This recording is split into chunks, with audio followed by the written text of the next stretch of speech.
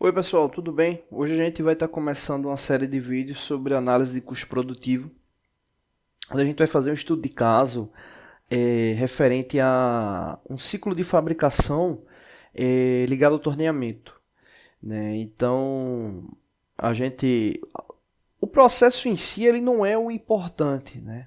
Ele poderia ser torneamento, extrusão, fundição, enfim. A gente vai fazer, né, um estudo de caso que vai levar em consideração toda a dinâmica para se chegar à consideração do custo efetivo para um determinado processo, né? Ou seja, a separação de valores do que são custos diretos, do que são custos indiretos, né? Então, fiquem atentos que vai ser bem interessante porque a gente vai levar em conta todos esses fatores, né? Ou seja, levando em consideração a produção primária, como é que a gente vai analisar custo da matéria-prima, custo das ferramentas, custo da energia elétrica, o custo do operador, né, quem vai estar lá executando, né, o que leva em consideração, exemplo, se eu estou fabricando um determinado processo, será que o custo do local, custo do prédio, galpão, ele entra no processo, o custo do equipamento entra no processo, como é a logística de distribuição, a parte de controle de qualidade, parte de RH, como isso aí entra de custo, né, para esse processo, né? Então a gente vai fazer toda essa análise, vai ser uma série bem longa, mas a gente vai levar em consideração cada aspecto desse aí para poder mensurar, né, como é que a gente consegue destrinchar essa questão do custo, tá bom? Não deixe de se inscrever no canal, toda semana tem vídeos novos. Valeu! Oi pessoal, tudo bem? Hoje a gente vai dar continuidade nos nossos vídeos da parte de análise de custo produtivo, né? A gente vai fazer uma situação o mais completo que a gente venha conseguir fazer, levando em consideração uma situação voltada à fabricação de um produto por meio de torneamento, né? Então a gente vai levar em consideração os custos diretos, custos indiretos, e para cada aula a gente vai estar tratando um tema específico. Nesse caso aqui a gente vai estar falando sobre matéria-prima, que é o grande ponto, né, dessa questão para se chegar ao custo produtivo de um determinado elemento, né? Essa questão da matéria-prima ela é uma base importante, né? Haja vista que ela vai ser o diferencial base aí para se ter lucro, né, no processo de fabricação, né? Lembrando que quando você compra uma peça bruta para o processo de fabricação do torneamento, ela normalmente ela vem nesse molde, né? Ou seja, ela vem que é uma situação do processo de usinagem, né? Ou seja, você vai ter uma peça maior para que venha a ser fabricado uma menor, né? Ou seja, que ela venha a ser trabalhada e ela venha a ficar menor, porque quando ela sai da fábrica estrudada, laminada, ela vem normalmente com a carepa mais agressiva, enfim, não tem tratamento ligado à questão de rugosidade, coisa do tipo. Então, o processo de usinagem é que vai definir as características para que ela venha a ficar com o aspecto final, né? Ou seja, atendendo às tolerâncias específicas lá do projeto da peça, né? Então, esse aí é o primeiro ponto. A peça bruta ela é maior do que a peça final, né? E é uma coisa importante sempre estar conferindo quando chega o lote de peça, né? Às vezes é uma fração ali da polegada ali que vem no diâmetro ali e acaba sendo o diferencial entre conseguir e não conseguir fazer a peça. Então chegar um material errado e você não identificar logo, você vai ter um trabalho aí para que esse material venha a chegar de novo, né? Todo o processo logístico para que ele venha a chegar, né? Então o primeiro ponto a analisar da peça bruta é isso, né, que ela venha a ter uma dimensão maior. E aí é importante que essa análise ela já venha a ser feita por uma pessoa que tenha conhecimento específico da área, né? Porque, exemplo, às vezes você pega uma condição de fabricação e aí a pessoa quer comprar o mínimo possível de diferença, né? E, exemplo, uma peça final ela vai ter um diâmetro de 40 milímetros e a peça chegou lá com 42 milímetros. Você diz, 2 milímetros é uma diferença considerável. Mas lembrando que peça cilíndrica, o processo de fabricação, como ele é simétrico, né, significa que durante a usinagem, né, ou seja, quando a ferramenta ela vier a executar o processo, você vai ter, no caso sendo 2 milímetros, né, você vai ter 1 milímetro para um lado, 1 milímetro para o outro, né, ou seja, o que acaba dificultando aí, se a peça vier com alguma imperfeição, né, você acaba não tendo como usinar ela plenamente. Né? Também do contrário é verdade. Né? Exemplo, uma peça que vai ficar aí com 40 milímetros no final. Você vem comprar peça. Exemplo, você queria comprar com 44 milímetros, né? Uma margem de 4 milímetros a mais. E aí não tinha, aí você disse, poxa, vou comprar uma peça com 50 milímetros porque é que o fornecedor tem. Ou seja, 10 milímetros a mais, você além do custo que você vai ter na peça, né? Essas peças normalmente são vendidas por barras de 6 metros ou por peso, né? 50 milímetros, ou seja, 10 milímetros a mais aí dá um volume bom de material, né? A gente está falando aí de quase 20% a mais do volume que teria para uma peça, entre 15 e 20% a mais do volume que teria para uma peça ideal para a fabricação. Então isso é tanto custo na matéria-prima como custo no processo de fabricação, porque você vai ter que realizar mais passadas da ferramenta na peça para chegar ao produto final, então você acaba tendo mais tempo de fabricação, desgaste da ferramenta e, consequentemente, depreciação do equipamento também que vai ser fabricado. Então, evite o máximo possível pedir peças com valores acima do normal, né, para fabricação, porque senão você vai ter aí você pode vir a ter um decréscimo aí de lucro, né, no processo de fabricação, dependendo do lote aí até realmente prejuízo, né? Então é importantíssimo que se tenha cuidado com esse tipo de análise, né? Outra coisa também que é muito comum para a gente está falando especificamente de torneamento, mas vários processos se enquadram, né? E a gente vai tentar fazer essa análise aí para outros processos também, injeção, fundição, enfim. E aí no caso, uma coisa que acontece também com peça torneada, né? Você vai fabricar lá 20 peças com 50 milímetros de comprimento, produto final, né? Ou seja, ela vai ter 50 milímetros de comprimento, e aí você, poxa, e viu a barra, né? Aí você já vou cortar ela com o mínimo possível, vou cortar ela com 54 milímetros de comprimento, né? Deixa 4 milímetros aí, né, para ser trabalhado na face. Às vezes você vai cortar lá na serra ou algum outro processo e o corte às vezes sai inclinado, então a peça já vai chegar para você já fora do padrão. Então é um cuidado tanto com o diâmetro como com o comprimento da peça, né, que você vai vir a ser utilizado. Né? Então, chegar no denominador comum quanto a isso é importante, por isso que é interessante que se tenha análise de pessoa técnica para esse processo, ou seja, não fique só ligado a compras, né? Então ele já vem ali específico essa solicitação. Né? E a matéria-prima ela varia de material, o custo dela, né? Aço normalmente são os mais baratos, né? Aço com baixo teor de carbono.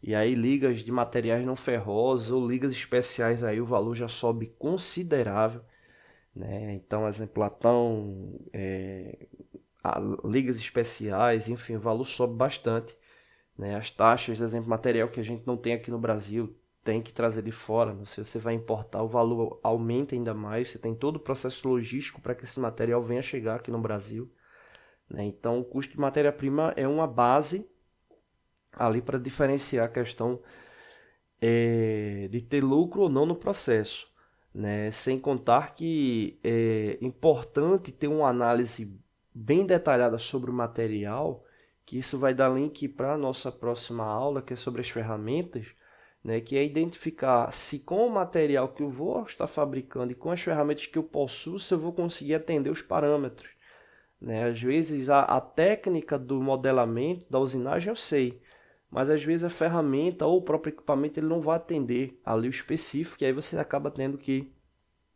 correr em cima da hora para tentar comprar uma ferramenta que venha te dar suporte para aquela fabricação, né? Então, essa análise da matéria-prima ela é fundamental para que tudo venha a ocorrer bem, né? Então, quanto à matéria-prima, fica aí essa análise da questão da parte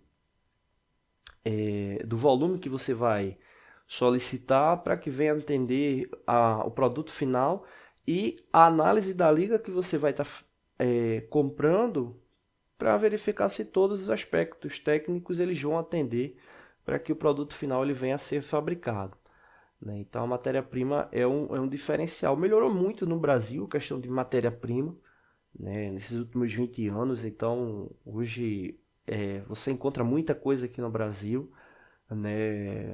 Quando chega nessa parte de ligas de mais especiais, aí é um pouco mais difícil, mas de matéria-prima melhorou muito, até o processo logístico, né? Revendedores, né? Você tem bastante revendedores aí nas capitais. E um detalhe importante, varia muito o preço, né? É um produto que às vezes você encontra diferenças absurdas, né? De um fornecedor para um outro, e às vezes ele está no raio aí de 5 quilômetros, 10 quilômetros. Então é importante essa pesquisa. E voltando àquela questão da liga, dependendo da situação, fazer de fato uma análise metalográfica para verificar se o material ele vai atender, né? Porque aí, dependendo do tipo de fabricação que você venha fazer, né, é importante que você tenha essa rastreabilidade sobre a liga que você vai estar comprando também, né? Você pode estar comprando uma liga, um material de um fornecedor que ele já veio de um outro fornecedor, um terceiro, e às vezes você acaba não tendo a rastreabilidade daquele material. Isso aí também interfere muito no preço e às vezes é uma condição que o cliente necessita para a fabricação, né? Então você pode desde ter uma matéria-prima com um valor muito baixo, né, o qual você vai ter custos atrelados ao processo que vão ser bem mais caros, como salários, encargos, depreciação, ferramenta, outros custos indiretos, com parte de controle de qualidade, enfim, né, que vão ficar muito superiores à matéria-prima, e às vezes você tem matéria-prima que tem um valor considerável para o processo, né? Então isso é importante se fazer essa análise, né? Principalmente porque quando você faz uma fabricação dessa terceirizada, né, que é muito comum aqui no Brasil, você tem empresas de ferramentaria terceirizadas, às vezes o cliente final que está querendo comprar o produto também vai sentir no preço final variação grande, né, de preço, né? Você vai para a empresa de ferramentaria A, ele está cobrando lá R$ 5.000 para fabricação, você vai para B, está cobrando 10.000, você está cobrando o dobro. Mas aí todo esse aspecto é importante para entender qual foi a definição para se chegar naquele preço ali, né? Mesmo que você venha a ter a questão do controle de qualidade final do produto, é importante que se tenha essa análise, porque não é um produto que você vai na prateleira e compra. Ele é um produto que ele vai ser transformado de acordo com a necessidade do cliente.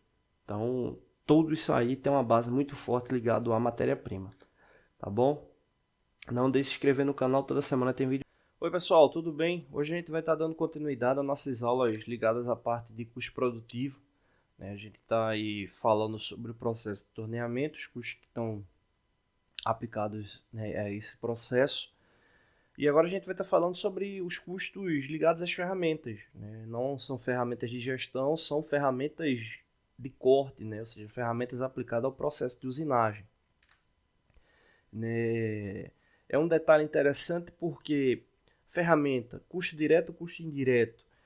Se a gente for levar em consideração o equipamento quando ele é comprado, seja um torno CNC, um torno convencional, ele não vem com ferramenta, né? Mas normalmente você tem um kit básico de ferramentas que você acaba considerando que vai estar atrelado ao equipamento, né? Então é comum comprar o equipamento e comprar já um grupo de ferramentas para um equipamento ou para o grupo de equipamentos que você venha a utilizar. Só que na área de usinagem, o campo ferramentas ele é muito vasto, né? Então você vai ter um grupo ali específico de processos mais padrões, mas a vasta possibilidade de geometria também vai te dar uma vasta possibilidade de ferramentas, né, ao processo. Então, justamente as ferramentas que você vai utilizar no processo, você tem que analisar se você vai ter a ferramenta. Normalmente o cliente ele traz o projeto para que você, com base naquele projeto, venha determinar lá o preço. Beleza, que é o custo, que é o que a gente está tratando aqui. Só que um detalhe importante é as ferramentas que eu possuo, eu vou aplicar, eu vou ter como aplicar ela nesse processo, né? Normalmente essas ferramentas iniciais fazem parte do capital inicial que você desprende para o início do teu processo, né? Ou seja, do teu negócio. Só que muitas vezes o processo geométrico de uma peça varia e às vezes você tem que ter uma ferramenta específica para aquela fabricação. Então, essa análise das ferramentas que vão ser aplicadas ao processo é importantíssima. Por quê? Normalmente essas ferramentas elas vêm de fora, né? Principalmente ferramentas de metal duro, né? Ou outros componentes, né? Que vão estar ligados a processos de usinagem com alta rotação na maioria das vezes. Então, às vezes é o tempo de chegada de uma ferramenta, por exemplo, uma ferramenta especial que não tem uma geometria de cor tão comum. Às vezes é a questão do próprio valor mesmo da ferramenta, né? E isso aí tudo tem que ser analisado ao processo. Eu me lembro de uma empresa que precisava de duas ferramentas de fora e ferramentas caras para serem utilizadas, né? E aí o gestor principal ele disse, poxa, não vamos colocar esse custo aí no projeto. Vamos comprar a ferramenta para deixar ela aí estocada quando vier uma nova necessidade, ela já está aí. Mas você deve levar em consideração o quanto é que vale a pena cair nesse risco, né, de colocar ou não no preço do produto final a ferramenta que você está comprando para fazer especificamente aquilo dali. Por exemplo, você vai comprar às vezes uma ferramenta lá que vai 5, 10 mil reais ou dólares, enfim. E você já está no mercado nesse trabalho específico aí já há 5, 10 anos e nunca teve a necessidade, então vai comprar para deixar lá estocado para que esse custo ele venha a ser diluído com outros projetos, é um risco, né? Então você tem que analisar tudo isso aí para colocar na ponta do lápis e chegar ao cálculo final, né? Então na prática, essa questão da ferramenta, ela tem isso, analisar o que a gente tem, ferramentas de metal duro, né, ou seja, intercambiáveis, tem essa questão da troca, né, do inserto ou pastilha, como queiram chamar, e é um custo que você tem ali ao processo, né, e é importante que seja analisado, né, até para entender também se ele vai atender as especificações aí do processo final. Agora, não colocar uma ferramenta especial que você venha necessitar para uma fabricação específica, eu pelo menos considero um erro por levando em conta o tempo, né, que você vai ter que utilizar, o projeto que você vai ter que desprender para diluir aquele custo daquela ferramenta, né? Então, essa análise das ferramentas é importantíssima, né? Os processos de fabricação das peças, normalmente eles vão envolver, como a gente comentou, né, no último vídeo, vão envolver mais de um instrumento e na usinagem específica, na grande maioria das vezes, vai envolver várias ferramentas. Então são consumíveis que, dependendo do tipo, do tipo de uso ou da característica dele, que vai ter uma depreciação rápida, né? Então pode ser que você venha utilizar lá um inserto e ele naquele processo de fabricação ele já chega ao seu ponto limite de uso, né? Então às vezes você vai utilizar bem mais de um inserto para atender lá o projeto e aí vai depender também do lote de peças que você vai estar fabricando. Então é importante ficar atento com essa questão do custo das ferramentas. Aí você pode perguntar, tá, mas eu tenho já um grupo de ferramentas aqui específico, como é que eu vou colocar o custo em cima? Normalmente a gente trabalha com o fator de depreciação, né? Porque a gente tem a questão do suporte da ferramenta em alguns casos e tem a questão do inserto, né? Então dá para separar suporte e inserto, né? Muitas vezes o grande custo está no inserto, né? Mas é importante analisar ferramenta por ferramenta que vai ser utilizado. Então o ideal de fato é a gente ter uma tabela que venha identificar isso, né? Então, exposto essas duas aulas, né, de instrumento e de ferramenta, né, a próxima aula a gente já vai fazer uma simulação real de custo para entender como é que funciona, tá bom? Não deixe de se inscrever no canal, toda semana tem vídeos novos. Valeu! Oi pessoal, tudo bem? Hoje a gente vai estar dando continuidade nos nossos vídeos da parte de gestão da produção, mais especificamente na parte de Lean Manufacturing, né? E hoje a gente vai estar tratando sobre mudanças de arranjo, né? Ou seja, no arranjo produtivo, né? Então hoje a gente vai estar iniciando esse ciclo, né? Então vamos falar inicialmente sobre o contexto geral. O que acontece muitas vezes? O ciclo produtivo, né, ele acaba sendo montado, né, com base em necessidades iniciais, né. Esse ciclo, com o passar do tempo, acaba tendo mudanças, né, de arranjo de layout, levando em consideração velocidade, né, no fluxo produtivo, e com o aumento dessa velocidade se estabelecem novos parâmetros, né, levando em consideração as demandas externas, né? Ou demandas externas ou até demandas internas também, dependendo do caso. Então é quando a gente tem a reorganização desse fluxo, né? Levando em consideração o ciclo necessário. Só que o que acontece muitas vezes é ter uma reorganização para se atingir objetivos específicos, e quando se tem essa reorganização que se atinge determinados parâmetros, né, é muito comum chegar o pessoal do grupo de produção, tanto os gestores como a operação mesmo, né, acaba ficando numa linha de comodismo com base na melhoria que se teve, levando em consideração o padrão, né, que se tem inicialmente e a melhoria que se teve com o arranjo. Só que muitas vezes, com o passar do tempo, é necessário uma nova reorganização. E aí é onde a gente encontra muito entrave para fazer uma nova mudança, né? Porque assim, como é um grupo que já passou por uma mudança, né, muitas vezes acaba tendo uma resistência maior em necessidades de mudança, né? E isso não só da própria produção, mas da própria gestão também. Às vezes acontece isso, né? Coloca como desculpa o custo que vai ter para fazer aquela mudança. Enfim, a gente sabe que o processo de mudança de layout é complicado, e principalmente dependendo do tipo de equipamento, né, que se tem na empresa, né, levando em consideração o porte do mesmo, né? Mas só que muitas vezes é necessário, porque se muda alguma matriz de fabricação, se chega uma nova tecnologia, né, ou até mesmo um conceito que não se tinha visto até então, né, e esse conceito ele vai causar um impacto grande lá no ciclo produtivo. Então, às vezes, uma pequena mudança, né, se tem uma resistência maior para fazer esse novo rearranjo, né? Então, a gente vai estar trabalhando com base nesses pontos, né, o que leva a fazerem mudanças, né, de arranjo em ciclos produtivos já definidos, né?